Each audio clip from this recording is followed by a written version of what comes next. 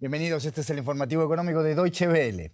El costo de la deuda pública en las naciones más prósperas del mundo ha alcanzado el año pasado su nivel más alto desde 2007, superando el gasto que destinan a defensa, a fuerzas de seguridad y a vivienda. Esto es lo que revela un informe de la Organización para la Cooperación y el Desarrollo Económico. En el conjunto de los 38 países que integran esta organización, el servicio de la deuda representó en 2024 un 3,3% del Producto Interior Bruto frente al 2,4% registrado en 2021. La mayoría de los gobiernos se enfrenta a una creciente presión para ampliar su gasto público, impulsada sobre todo por los costos de la transición ecológica, aumentos en el presupuesto de defensa y el envejecimiento demográfico, todos factores clave en el diseño de las políticas presupuestarias. Nos va a contar más sobre este tema Ana Nieto, que nos está escuchando en Nueva York. Ana, vimos los datos de deuda del año pasado, impresionantes. ¿Qué pasa con el año en curso? ¿Va a ser otro año de fuerte emisión de deuda? ¿Cuáles son las previsiones de la OCDE en este sentido? Sí, a pesar de lo elevado de las cifras, parece que las cuentas públicas piden aún más. Las previsiones de la OCDE pasan porque solo los gobiernos de los países más ricos emitan 17 billones con B de dólares en bonos este año. El año pasado, el 85% de lo emitido fue responsabilidad de 5 países: Estados Unidos, Reino Unido, Japón, Francia e Italia. La cifra prevista para este año es récord, aunque la OCDE estima que los gobiernos estos gobiernos ricos no van a tener ningún problema para colocarla entre inversionistas, eso sí, a lo mejor a intereses algo más altos que en el pasado. El problema, desde luego, va a ser para los países más pobres, que tendrán que elevar la rentabilidad de su deuda, ser más competitivos cuando menos pueden para colocar esta en los mercados. ¿Y para qué tanta deuda? Mucha de la deuda que se emita este año y la que viene será para refinanciar deuda anterior. La OCDE dice que el 45% de los bonos empiezan a entrar en vencimientos a partir del año 2027 y se van a sustituir por otra deuda que es más cara por la influencia de los elevados tasas de interés. Por poner una cifra solamente en perspectiva, te diré que solamente Estados Unidos dedica parte del 13% de su gasto público a los intereses netos de la deuda, lo mismo que para la defensa nacional. La OCDE recomienda ser muy estratégico en la emisión de deuda y, desde luego, invertir en la transición energética y en más productividad. Ana, hablemos también de la deuda privada. También las empresas están emitiendo más deuda que nunca. ¿Es algo que haya dado energía a las inversiones, por lo menos? Desde 2008 la deuda corporativa no ha dejado de aumentar y a pasos agigantados. El saldo global de deuda pendiente en bonos de empresas es de 35 billones, también con B, de dólares en el año 2024. Solamente en 2022 se detuvo temporalmente el aumento continuado de la emisión de bonos corporativos para luego recuperarse en el 2023 y 2024. Ahora bien, la OCDE no ha encontrado que este esfuerzo financiero se haya trasladado a inversiones productivas que generen, por ejemplo, más mercado, más eficiencias, más investigación y desarrollo. No, la mayor parte se ha destinado a operaciones financieras como refinanciamiento o compensación de accionistas vía dividendos o recompras de acciones. Es decir, que es una deuda que no se compensa con resultados de inversiones. Ana Nieto, Nueva York, gracias por este análisis. Hasta cualquier momento. Gracias. El presidente Donald Trump ha pedido a la Reserva Federal de Estados Unidos bajar las tasas de interés para amortiguar los efectos de su ofensiva arancelaria. A través de su red social Truth Social, el presidente reclamó sin tapujos que la Fed rebaje los tipos. Es la reacción de Trump a la decisión de la Fed de mantener las tasas en su nivel actual del 4,25%, decisión que la Fed justificó con el aumento de la incertidumbre global y los riesgos recesivos y el peligro de una mayor inflación. Nos vamos a Chile, donde el presidente Gabriel Boric promulgó este jueves su emblemática reforma de pensiones, un proyecto destinado a beneficiar a casi 3 millones de personas. Supone el mayor cambio en 40 años del modelo creado durante la dictadura de Augusto Pinochet. La reforma se aprobó por amplia mayoría en el Congreso de Santiago de Chile, después de más de 2 años de debate, y contempla un incremento de entre el 14 y el 35% en las jubilaciones y el alza gradual en la cotización previsional adicional del actual 10% al 17% con cargo al empleador. La reforma lleva años en el foco de la política chilena. Fue una de las principales demandas durante las protestas que sacudieron al país entre octubre de 2019 y marzo de 2020. En Argentina, el Producto Interior Bruto creció un 2,1% en el último trimestre del año pasado en comparación con el mismo periodo de 2023. Estas son las cifras oficiales del Instituto Nacional de Estadísticas y Censos en Buenos Aires. En términos anuales, la economía argentina retrocedió, lo hizo en un 1,7% en todo el año 2024.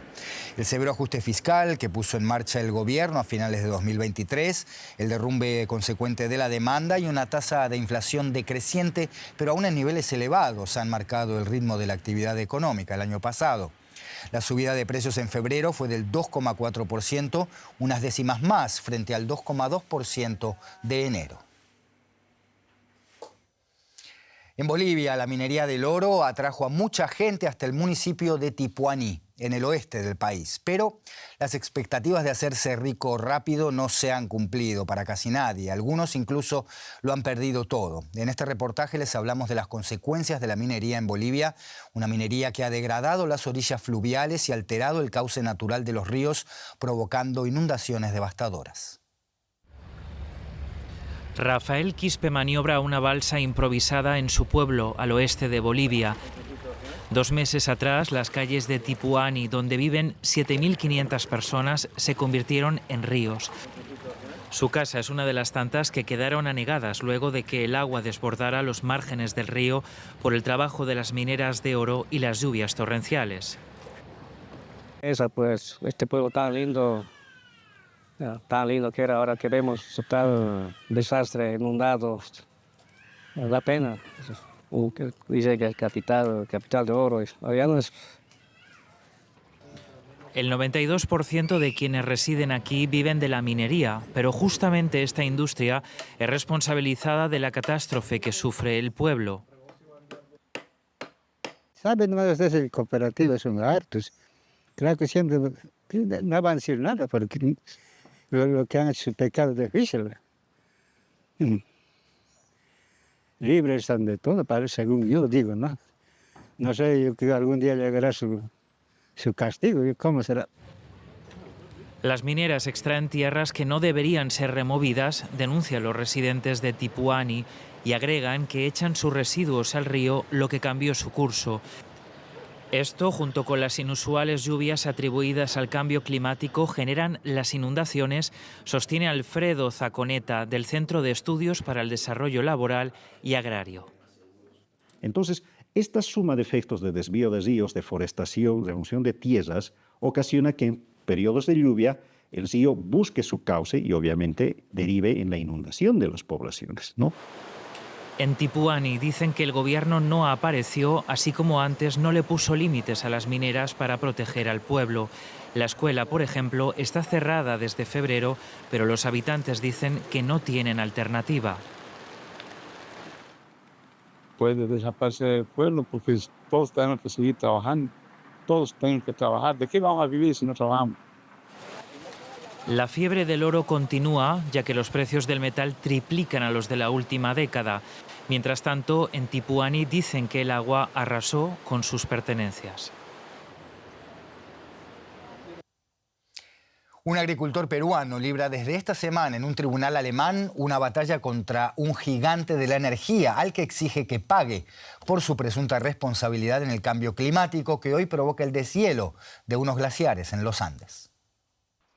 Este es Saúl Luciano Yuya, un agricultor de los Andes de la ciudad de Huaraz, en el noroeste de Perú. En los meses de verano trabaja el campo y en invierno como guía de montaña de los turistas que llegan hasta esas cumbres andinas. Ha cruzado el Atlántico para enfrentarse en Alemania en los tribunales al gigante energético RWE. En la Corte Regional de Hamm se ha celebrado la primera vista esta semana. Su cruzada contra RWE alcanzó un punto álgido en 2017 cuando un fallo dictaminó que a una empresa con grandes emisiones de dióxido de carbono se le puede atribuir responsabilidad en el calentamiento climático. La demanda de Saúl sostiene que el deshielo eleva el nivel del agua en el lago de Palcacocha y podría ocasionar inundaciones devastadoras en la zona. El derretimiento de los glaciares, nadie lo puede negar, el cambio climático, nadie lo puede negar. Los riesgos, las consecuencias del crisis climático, creo es evidente, ¿no? La ciencia y las leyes aquí están en combinación para dar solución a este caso. El lago glaciar de Palcacocha, junto a Huaraz, está a 10.500 kilómetros de la ciudad alemana de Essen, donde RWE tiene su sede. La empresa energética no tiene operaciones en Perú, pero Yuya sostiene que la compañía, uno de los mayores contribuyentes europeos a los gases de efecto invernadero, es responsable del aumento de las temperaturas en la sierra peruana y exige que la energética pague parte de los costos para proteger su localidad. Yo pido en esta demanda que la empresa demandada se responsabilice, se haga cargo de una parte de los costos del proyecto, de aseguramiento, construcción de un dique para que los riesgos se reduzcan, y así poder salvar vidas. La empresa RWE niega cualquier responsabilidad en el derretimiento de los glaciares de Huaraz, porque si existiera este tipo de demanda bajo la legislación alemana, los conductores de autos también podrían ser considerados responsables, argumenta la empresa, que dice haber cumplido con la legislación alemana vigente. Si los tribunales dan la razón a Saúl Yuya, el pago que RWE debería afrontar sería menor a 20.000 euros, pero el caso podría sentar un precedente legal. De hecho, unas 30 empresas de combustibles fósiles afrontan demandas similares donde se les atribuye responsabilidad en el cambio climático. La economía se despide hasta la próxima. Gracias por hacernos compañía.